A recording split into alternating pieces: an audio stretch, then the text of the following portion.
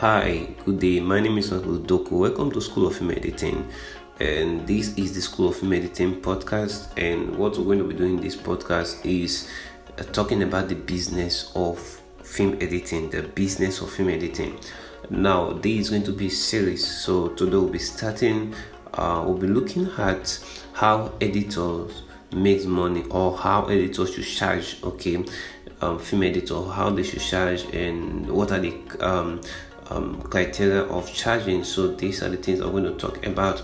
So please, if you have not subscribed and if you've not like on any of our video, please do to do that, because we are going to be very practical in charging and the business of editing. So let's go into it. When we talk about the charging, we're talking about how much should an editor collect for one job, how much should an editor collect for a movie, right?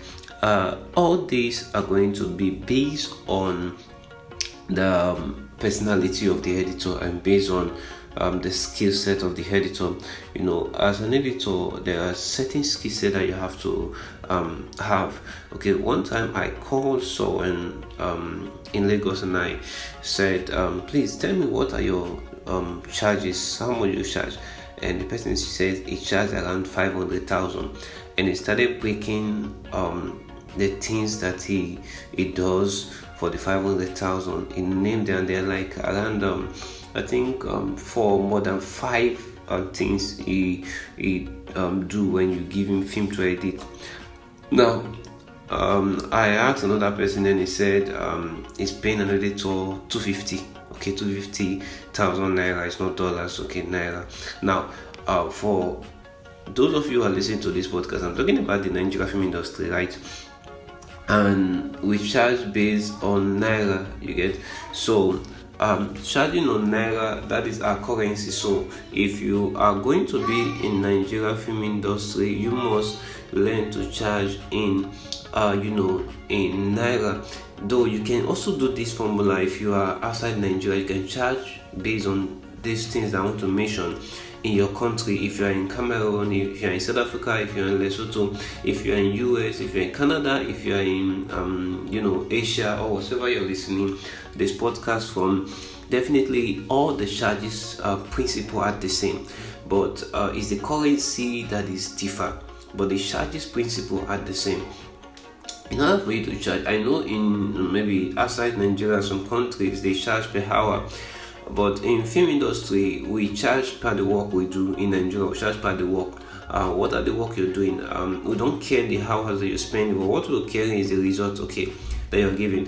So you as an editor, you have to say, okay, this is the result that I want to give. Okay, now in film editing there are different stages. And that is why the other guy I first mentioned about said that he's charging 500,000, and the other guy that was charging 250. At one time, the person who is paying him said that what he's going to do is not going to be paying the guy 250 again. He's going to be paying the guy 200. The reason being that the guy is not producing sound. He's not doing producing sound. Now in Nigeria, if we're doing a movie, actually we get the movie. After editing the movie, we give the editor or the music producer the sound for them to create the beat, create the instrumental, create the music, and then they give us the mood and then we score it. It's not like you are doing going to studio, take the sound and play. You get? It's not like you're taking the sound and you play over it like in a studio, start scoring, normal scoring. We don't actually do that. Most studio don't do that. In the American setting, when they're doing the sound score, they take it to the studio with a preview copy, sent to the studio, and the studio starts creating instrumental for each of the song. Start scoring each of the song. But here in Nigeria and in some other African countries, I believe what they do is let me use the Nigeria that I'm 100% familiar with. We take the song and get the movie. Sometimes we don't even get the movie ready before the sound. What we do is that we send the script over to the studio and narrate the story to them if they don't have time, and then they started creating the music. The composer composed the music, the lyrics, and then they go to the studio and create the song. And when they finish the song, they might definitely give you the stems. Okay, the stems comprises of the vocal and the instrumental, and then the complete song, which is I think 2 vocal. But most people don't actually give you the stems. Okay, they don't give you the stems. Now, when I mean stems, I mean that part of instrumentals. But sometimes, if you request for the stems, which is the part of instrumentals, they might likely give you the full whole instrumental that they use in producing the songs. Like if there is strings, they give you the strings part separate. If there is a kick, they give the kick part separate, and so forth. So when they give you those parts, the editor is going to lay the sound. Are you getting me? So if you are the one creating that sound from the beginning, you charge higher.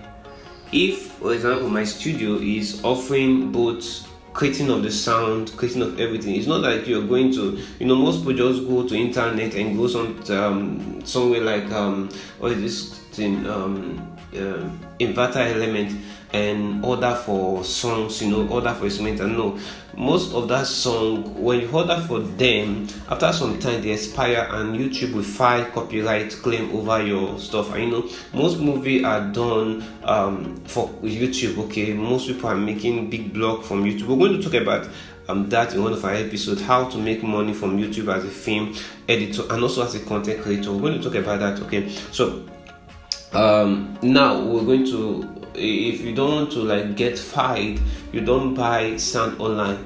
It is much cheaper, okay, to create your sound than to buy. Most people say, okay, I prefer to buy because I think it's cheaper. But if you have a vision ahead of time, you discover that buying buying stuff online, like buying sound online, for now it can be cheaper, but on the long run you discover that copyright claim will come on your video, and then you but I bought this in outrightly.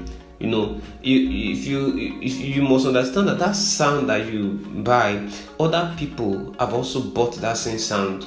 So you are in competition with many people buying one sound. Okay, so the best way is to create. Okay, now if you create the sound, it is cheaper one, and then it's durable.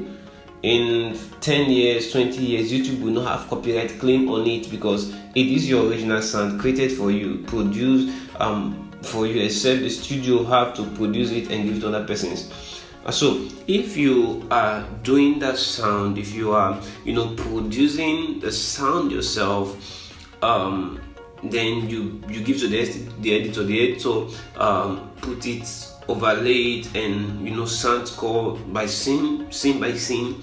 I hope you're watching my tutorial on how to sound score movie. Okay, I think I have one there, how to sound score movie. So those are very essential. If you don't know how to sound score, please, I have some tutorial in the channel that you can go and go through and see what it is. Okay, so if the editor is sound scoring, the editor is doing the the color grading and do some other stuff that I can't mention now. I'll mention them in some other videos. If you're doing most of them, then you have to charge higher.